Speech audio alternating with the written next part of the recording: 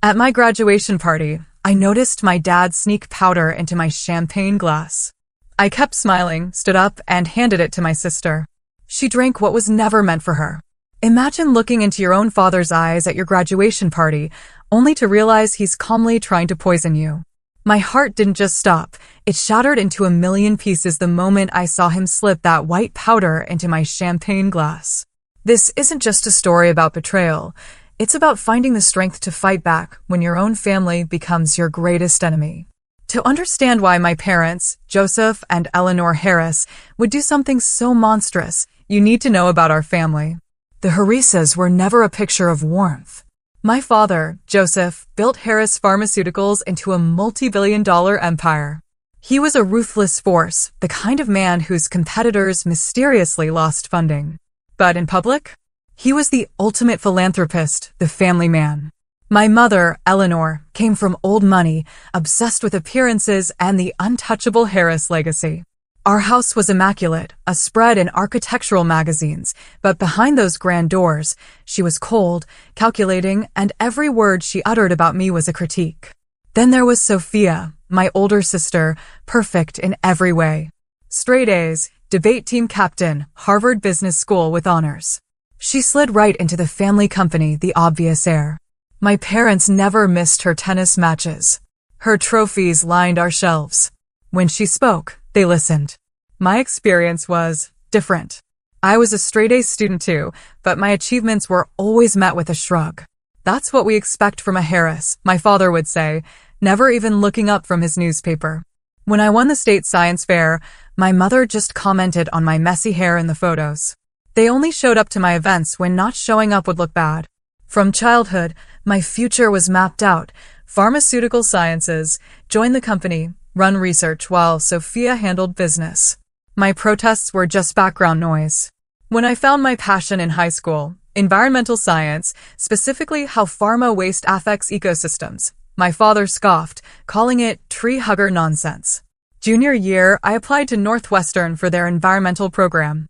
The fight that followed was explosive. My father threatened to cut me off. My mother cried about family duty, but I stood my ground. I argued that I could make a difference without walking their path. After weeks of chilling silence, they relented, but with conditions. They'd pay for my degree, but I had to minor in biochemistry and intern at their company every summer. College was partial freedom, but the tension escalated. Every holiday break was a barrage of passive-aggressive comments, waiting for me to come to my senses. Junior year, they ramped up the pressure, sending me job descriptions for their research department. When I secured an internship with an environmental nonprofit instead, they threatened to cut my tuition. I took out loans for my final year. I wouldn't give in. What they didn't know until recently was about Grandma Lillian. My maternal grandmother, Eleanor's mother, was the only family member who championed my independence. She was a brilliant chemist, but had been forced into her husband's shadow. Before she passed when I was 16, she made me promise to follow my own path. She'd left me a significant inheritance in a trust, accessible when I turned 23 or graduated, whichever came last. My parents discovered it 3 months before graduation. Their attorney mentioned it accidentally during a family meeting. Sophia later told me our father went white with rage. The trust was ironclad, $12 million, set up with independent trustees, giving me complete financial independence. Money that would have gone to them if I hadn't graduated or if I died before receiving it. The months leading up to graduation were eerily quiet. The constant texts and calls stopped. Instead, they took a sudden, intense interest in my graduation plans. My mother called, saying they wanted to throw me a proper Harris celebration. Their sudden change in behavior should have been my first warning. Graduation morning was bright and clear. I adjusted my cap in the mirror, a knot of pride and anxiety in my stomach. For years, I'd done it, charting my own course. My phone buzzed, car service 9:30. Don't be late. Outside the auditorium, my father checked emails and my mother scrutinized me. Couldn't you have done something more with your hair? She asked. No congratulations, just criticism.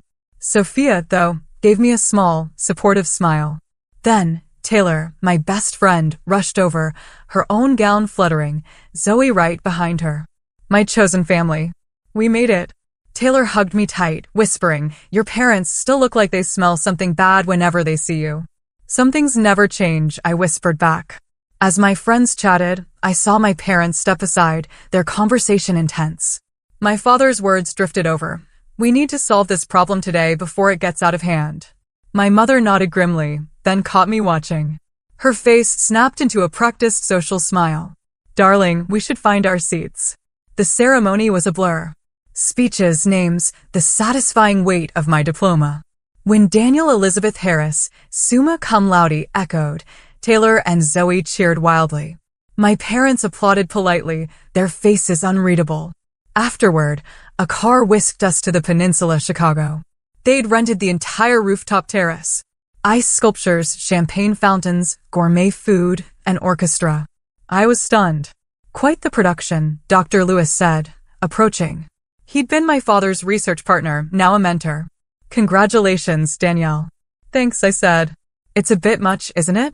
"Not really their style for me." I scanned the crowd. "And the guest list?" "Half these people I barely know." Dr. Lewis pointed to my father talking with men in expensive suits. "Business associates," he explained. "And over there with your mother, that's Gerald Thorne, your family's attorney." He lowered his voice. "Things have been tense at the company. Rumors of irregularities in clinical trials. Your father's been in closed-door meetings for weeks." My stomach tightened. "What kind of irregularities?" He shook his head. "Nothing concrete. But be careful, Danielle. Your parents seem particularly invested in keeping the Harris legacy intact right now." As the party filled, I noticed something chilling. My parents were watching me. Not with pride, not even disappointment, but a calculating intensity. Whenever I moved, one of them would subtly reposition to keep me in their line of sight. Sophia sidled up. "Something weird is going on," she murmured. "Dad asked me 3 times if you'd mentioned your post-graduation plans. And Mom keeps checking her watch like she's waiting for something." Before I could respond, my father clinked his glass. "In 15 minutes, we'll have a special champagne toast to the graduate," he announced, his businessman's smile fixed. "Everyone, make sure you have a glass." I watched as waiters prepped flutes. My father beckoned the head waiter, pointing to a specific, gold-labeled bottle. "That one," he said, "for the family only." With 15 minutes until the toast, I excused myself, heading for the restroom. The main one had a line, so I slipped down a service corridor to an employee restroom I'd noticed. As I got closer, angry whispers stopped me dead. "Are you absolutely certain this is necessary?" My mother's voice, tense, higher than normal. "Do you want to lose everything we've built?" My father hissed back.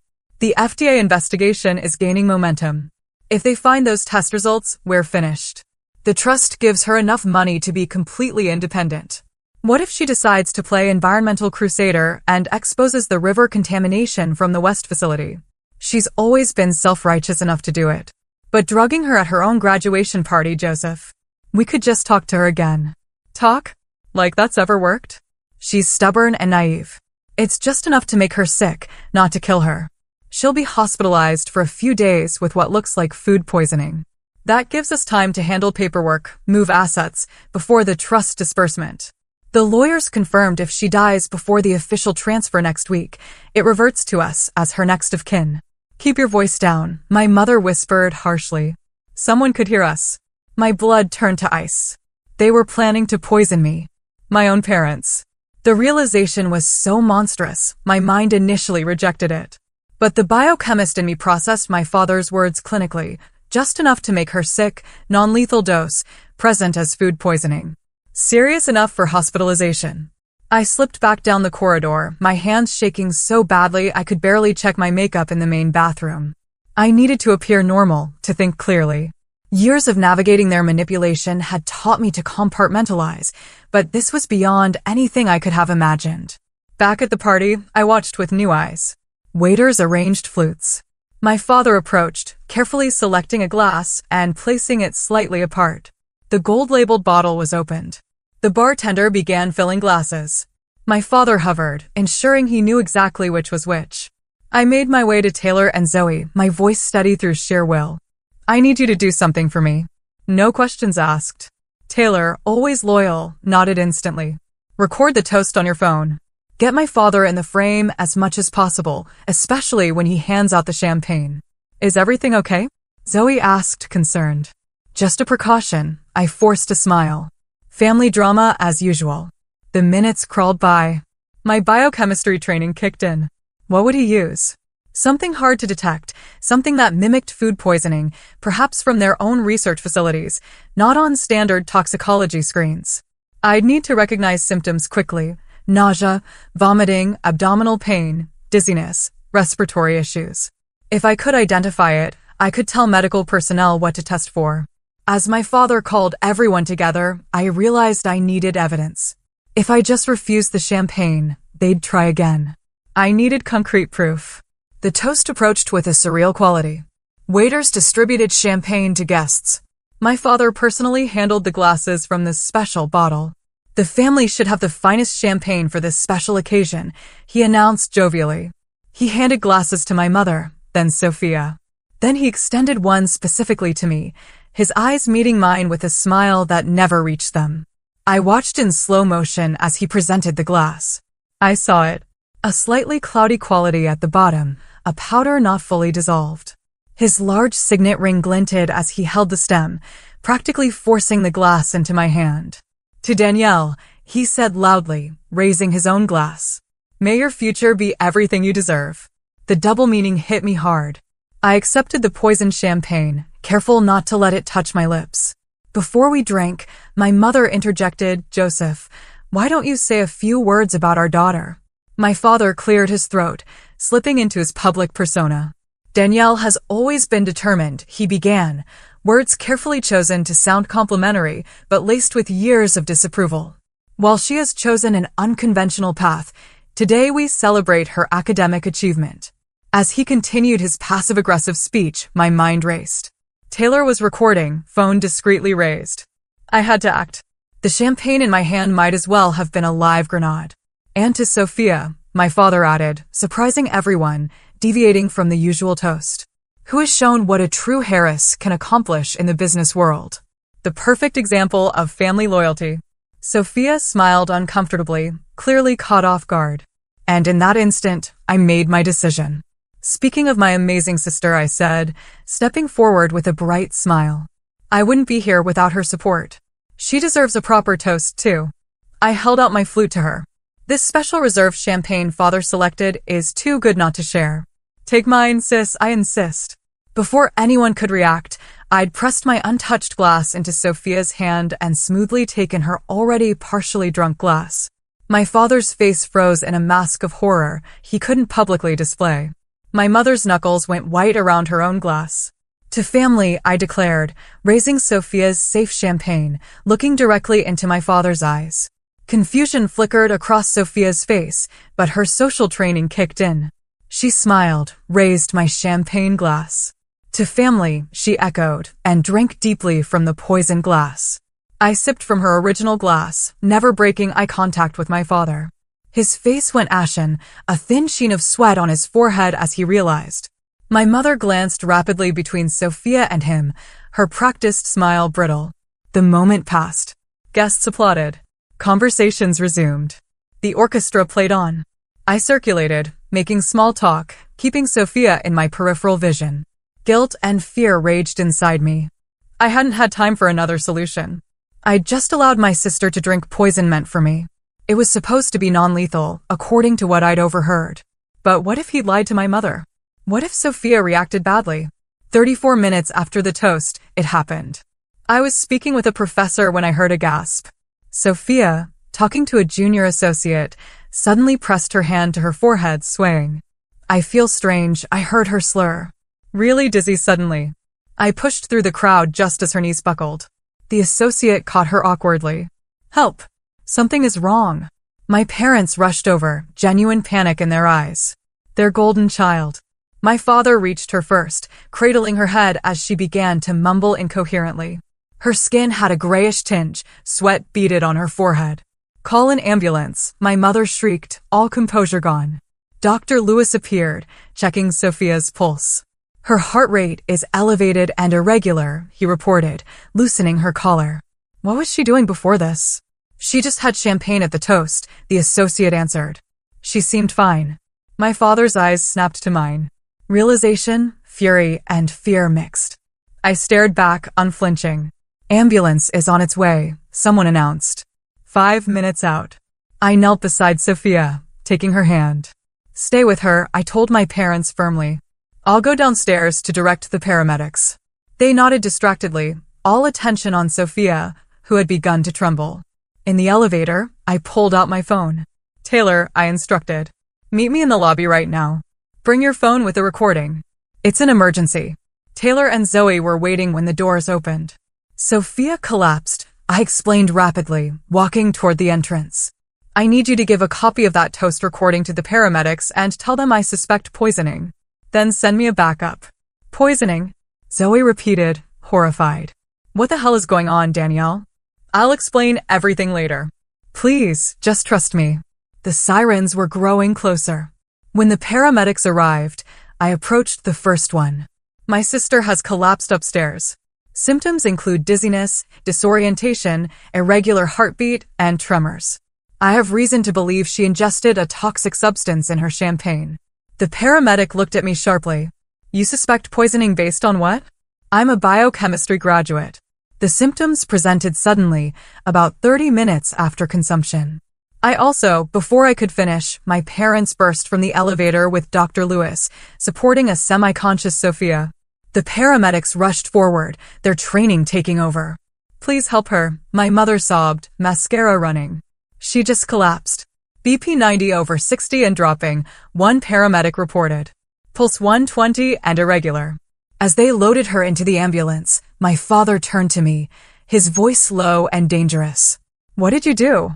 Nothing, I replied calmly. She drank from my glass. Remember the special champagne you selected just for me? His face contorted with rage and fear. You switched the glasses deliberately. You knew. Knew what, father? That you put something in my drink? Why would I think that? I held his gaze steadily.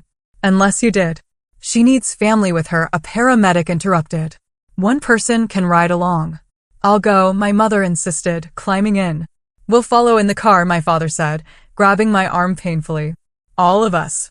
The ride to Northwestern Memorial Hospital was a tense silence. My father drove.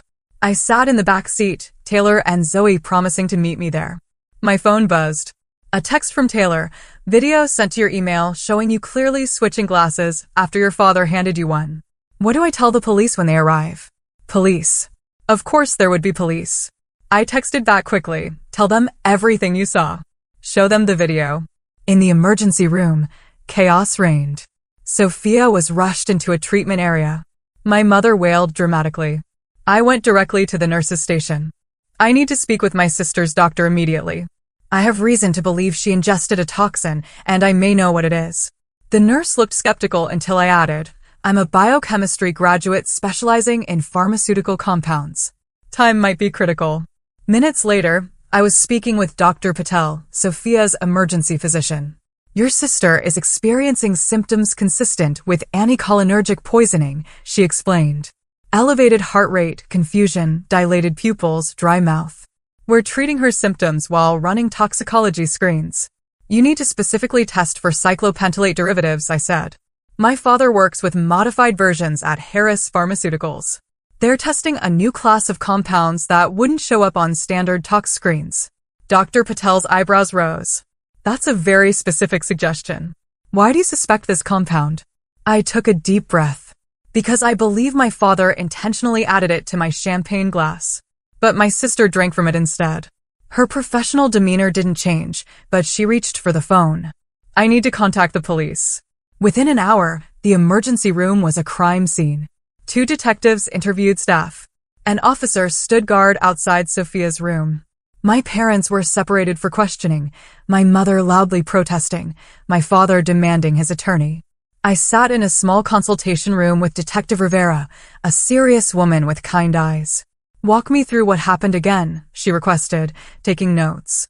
I recounted everything, the overheard conversation, seeing my father place the powder, the split-second decision to switch glasses. I have biochemistry training. I recognized the symptoms when they started. I never thought he'd use something potentially lethal, but I couldn't be sure. And why would your parents want to poison you? She asked carefully. Money, I replied simply. Control. My grandmother left me a trust worth about $12 million that activates next week. If I died before then, it reverts to them. They also recently discovered their company is under FDA investigation, and they believe I might have information that could harm them. Detective Rivera's expression didn't change, but she wrote something and underlined it. That is a serious accusation. I know, I said quietly. I have the video my friend took of the toast. You can clearly see my father giving me a specific glass and my decision to switch with Sophia. You can also interview Dr. Lewis, who is aware of tensions within the family and the company. A knock at the door. Dr. Patel entered. We have preliminary toxicology results, she announced. Elevated levels of a modified anticholinergic compound, similar to but not identical to cyclopentolate. It appears to be a research compound not yet in commercial production. Detective Rivera looked between us. In English, please. It's a lab-created drug that would cause symptoms mimicking severe food poisoning, but with additional cardiovascular effects, I explained. Exactly the kind of compound Harris Pharmaceuticals has been developing. Only someone with access to their research facilities would have it. Will she be all right? I asked Dr. Patel anxiously. We're administering visostigmine as an antidote, she replied. Her condition is serious, but stable. If we hadn't identified the compound quickly, there could have been permanent heart damage. I closed my eyes briefly, relief washing over me. Thank you. When I opened them, Detective Rivera was studying me. You realize that by your own admission, you knowingly allowed your sister to drink what you suspected was poisoned champagne. My stomach dropped.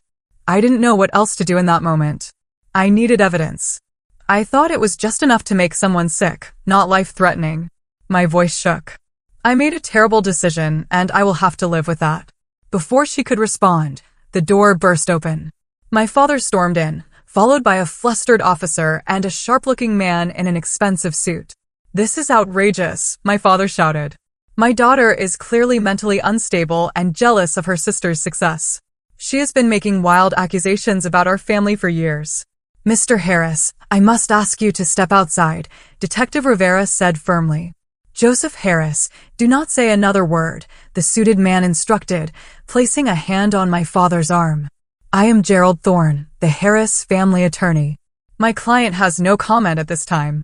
Your client is not under arrest yet, Detective Rivera emphasized, but I suggest he cooperate fully. We have video evidence of the champagne toast and preliminary toxicology reports confirming a research-grade pharmaceutical compound in Sophia Harris's system.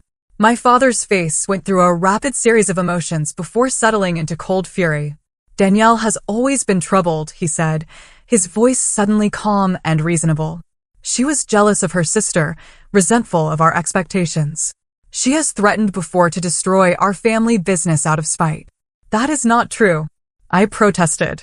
We indulged her environmental science whims despite her responsibilities to the family company, he continued, as if I hadn't spoken. We even threw this expensive graduation party to show our support. And how does she repay us? By creating this elaborate drama and allowing her own sister to become ill. Gerald Thorne placed a business card on the table. Detective, we will cooperate fully, but any further questions should come through me. The Harris family is prominent, and we expect discretion. After they left, Detective Rivera picked up the card with 2 fingers. Interesting family you have, Miss Harris. You have no idea, I replied wearily. A commotion in the hallway. Dr. Lewis arrived, arguing with the officer. I am her family physician, he insisted. I need to review her treatment. Detective Rivera and I stepped out. Dr. Lewis spotted me. Danielle, thank God. What happened? They're saying Joseph tried to poison you. Before I could answer, Dr. Patel emerged. She is asking for you, Danielle. She's still groggy but lucid. Entering the dimly lit hospital room, I felt a wave of guilt seeing Sophia connected to monitors. Her normally perfect appearance was disheveled, her skin still pale. Her eyes fluttered open as I approached. Hey, I said softly, taking her hand. How are you feeling? Like I got hit by a truck, she replied, her voice raspy. They told me, is it true? Did Dad really try to poison you? I nodded slowly, tears filling my eyes. I'm so sorry you drank it instead. I just reacted. I didn't think. Why? She whispered, confusion and pain clouding her eyes. Why would he do that? The trust from Grandma Lillian. The FDA investigation. They were afraid I'd expose contamination at the West facility. Understanding dawned in Sophia's eyes. The sealed reports, the ones they've been keeping on the secure server. She squeezed my hand weakly. I saw them last month, but didn't understand what I was looking at. Heavy metal readings, disposal records. They've been dumping research waste directly into the watershed for years. A soft knock interrupted us. Detective Rivera entered with another plainclothes officer. Miss Harris, we've just received some additional information. The FBI has been investigating Harris Pharmaceuticals for the past 6 months for fraud, environmental violations, and falsification of clinical trial data. I stared at her. The FBI? Yes. Your parents were already under surveillance. When we contacted them about the poisoning, they shared that they have substantial evidence of criminal activity. They've just executed search warrants at your family's offices and home. Sophia's monitors beeped. Her heart rate increased. Oh my God, she whispered. I signed off on some of those documents. Joseph said they were routine regulatory filings. We will need to speak with you about that later, Miss Harris, the officer said to Sophia. For now, focus on your recovery. As they left, Sophia began to cry quietly. I trusted them completely. I defended them whenever you complained about how they treated you. And all this time, I held her hand tightly. You didn't know. They manipulated both of us, just in different ways.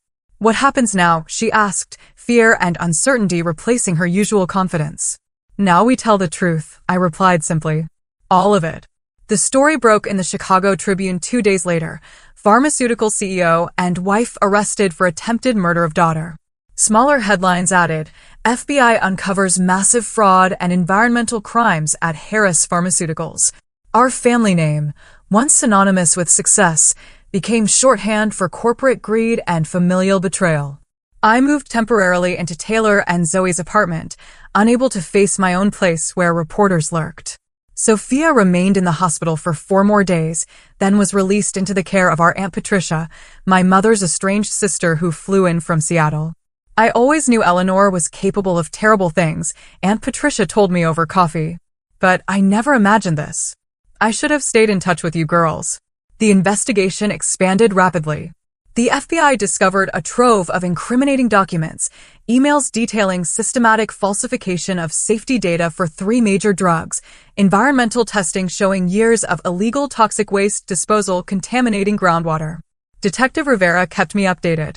The lab confirmed the compound was an experimental anticholinergic from your father's private research facility, she explained. He had signed it out personally 3 days before your graduation. We also found notes in his home office detailing dosage calculations. I worked with the authorities, providing everything I knew. Days blurred into police interviews, meetings with prosecutors, checking on Sophia. A week after the incident, Special Agent Donovan from the FBI requested a meeting. He spread photographs across the table. Do you recognize this location? Images of a storage unit, boxes of documents, laptops, and, most disturbingly, vials of various compounds in temperature-controlled containers. No, I replied. I've never seen this place. It's a storage unit rented under your name, he said, watching my reaction. Opened 6 months ago with what appears to be a forged signature.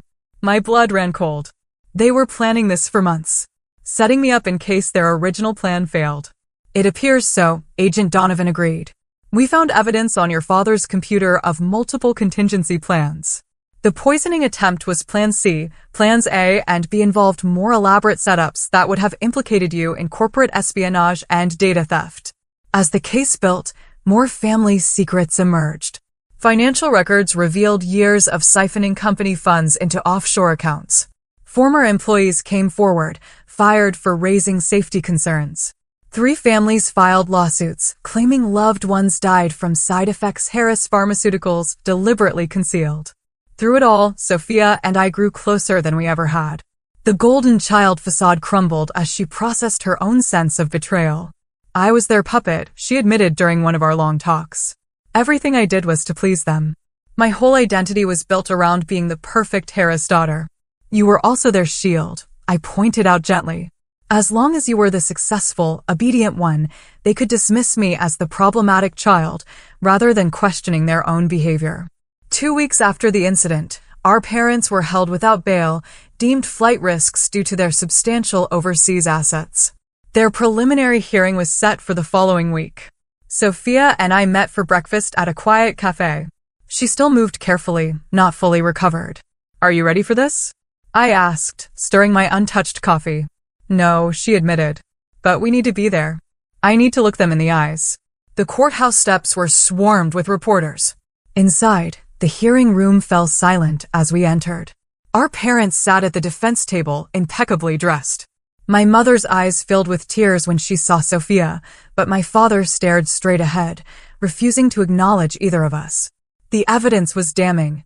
The prosecution displayed Taylor's video, showing my father giving me the specific glass, my switch with Sophia.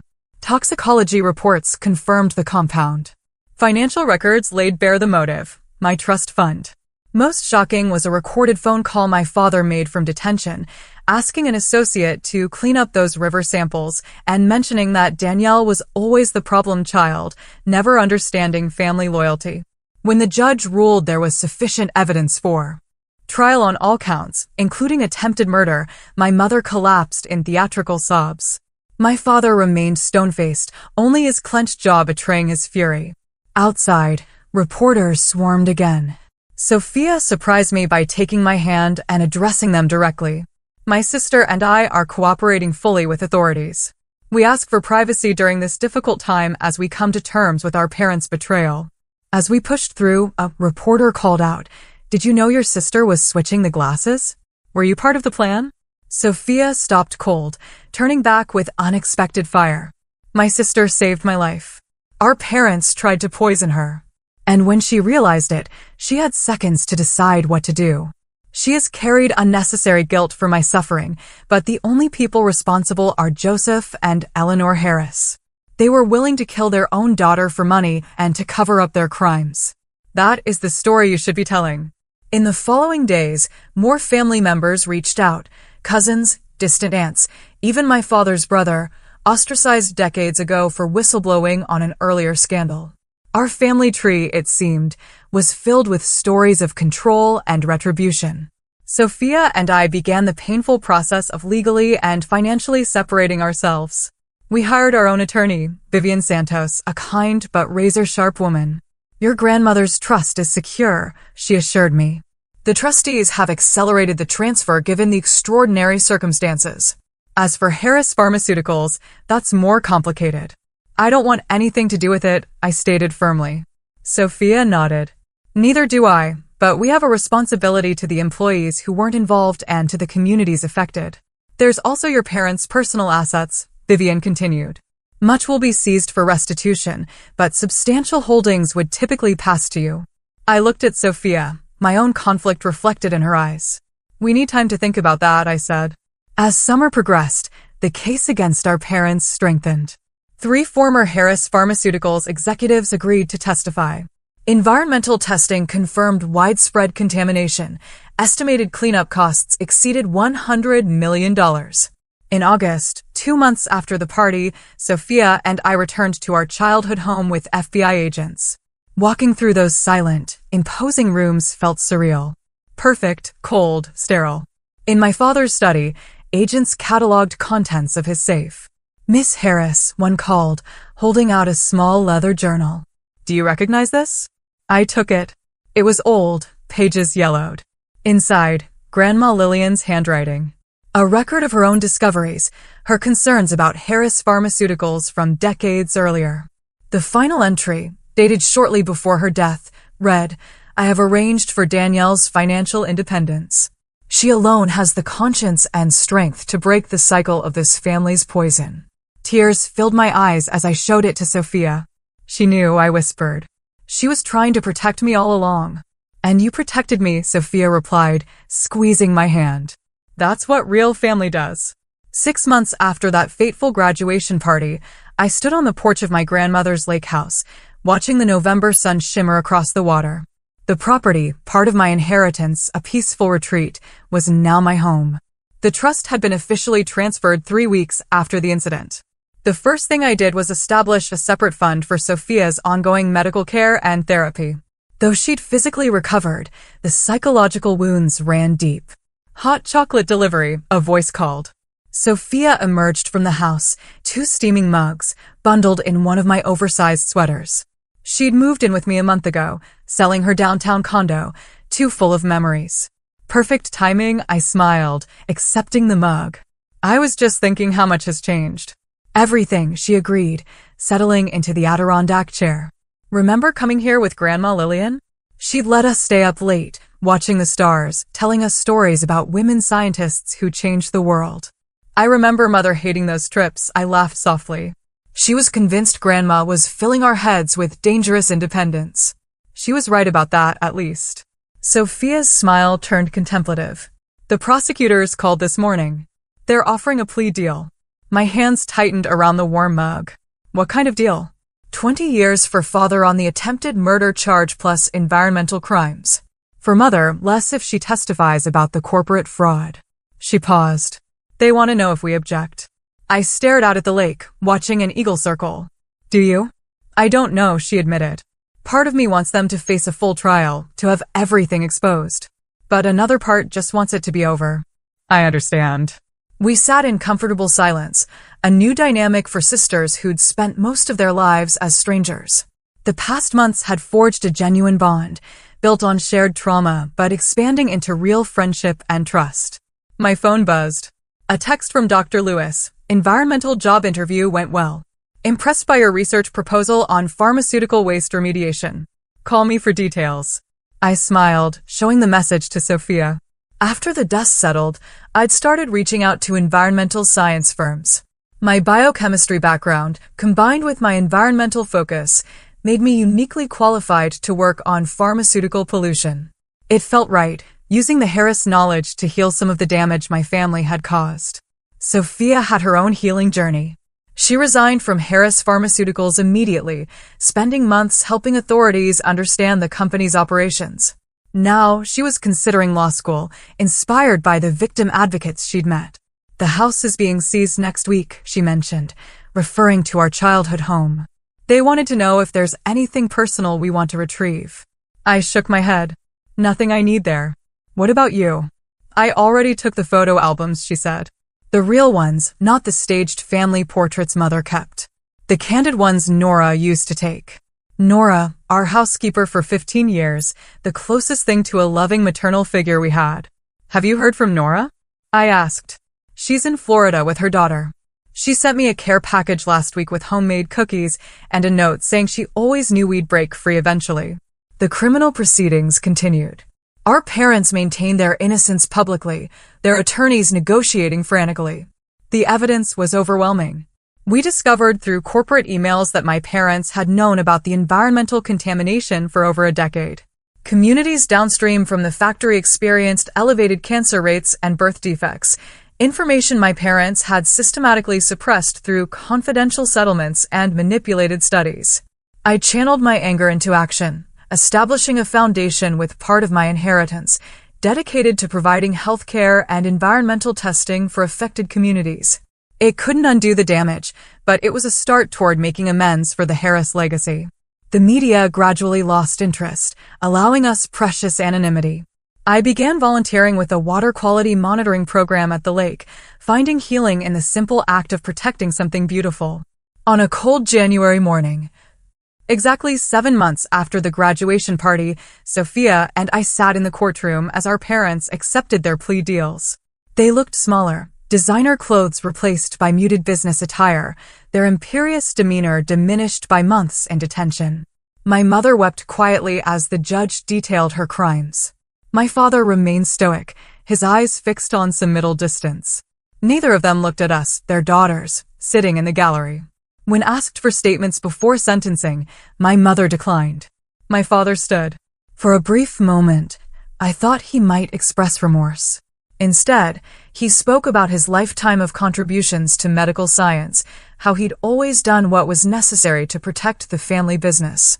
He described himself as a victim of changing regulatory standards and expressed hope that history would judge him more fairly. Not once did he acknowledge the communities his company had poisoned, the patients harmed by falsified drug safety data, or his attempt to murder his own daughter. In his mind, he remained justified. a man who had merely done what was necessary. As the bailiff led them away to begin their sentences, I felt a complex wave of emotions, sadness for what our family could have been, anger at their continued refusal to take responsibility, but predominantly, an overwhelming sense of relief. It was finally over. Outside, Dr. Lewis waited with Taylor and Zoe, my chosen family, who had supported me unfailingly. "How are you feeling?" Taylor asked, hugging me tight. "Free," I replied simply. "Like I can finally breathe."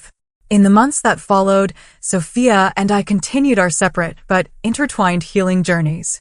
We sold most of our parents' personal assets, directing proceeds toward a victim compensation fund. I accepted the position with the environmental remediation firm, focusing specifically on the cleanup of the Harris West facility. Sophia began her first semester of law school, determined to specialize in environmental law and corporate accountability. We kept the lake house as our shared refuge, a place that held happy memories untainted by our parents' influence. Sometimes we'd sit on the dock, talking late into the night, processing our complicated grief for the family we had lost and the one we had never really had. "Do you think you'll ever forgive them?" Sophia asked me one evening as we watched the sunset paint the water in shades of gold and crimson. I considered the question carefully. I don't know if forgiveness is the right word. I've accepted what happened and who they are. I've released the anger because carrying it was only hurting me. But forgiveness feels like it requires repentance from them, and I don't think they're capable of that. She nodded thoughtfully. I keep thinking about nature versus nurture. Were they born this way, or did something make them like this? And either way, what does that mean for us? It means we have choices, I said firmly. Their blood runs in our veins, but their values don't have to run in our hearts. We get to decide what kind of people we become. A year after the graduation party, I stood at a podium, addressing a conference on pharmaceutical environmental impact. As I discussed innovative approaches to remediation, I caught sight of Sophia in the audience, proudly recording my speech on her phone. Beside her sat Dr. Lewis, Taylor, Zoe, and a growing circle of friends and colleagues who had become our support system. The journey had been painful beyond imagination. But standing there, I realized I had found something I had never experienced in the Harris household: genuine belonging. Not based on compliance or achievement or genetic connection, but on mutual respect, shared values, and authentic care. My parents had seen me as a problem to solve, a threat to eliminate. They had tried to poison not just my body, but my spirit, my independence, my very sense of self. In choosing to fight back and refusing to become either victim or villain in their narrative, I had discovered my own strength and purpose. The inheritance my grandmother left me was valuable, but her true gift had been believing in my capacity to break the toxic cycle. That faith had saved my life, and now it was shaping my future. Have you ever had to make a difficult choice to protect yourself from toxic family relationships? What helped you find the strength to move forward? I hope my story reminds you that blood relation does not entitle anyone to harm you, and that sometimes the most loving families are the ones we create for ourselves. If this resonated with you, please like and subscribe to hear more stories of survival and renewal. And remember, the most powerful antidote to poison is truth. Thank you for listening to my journey.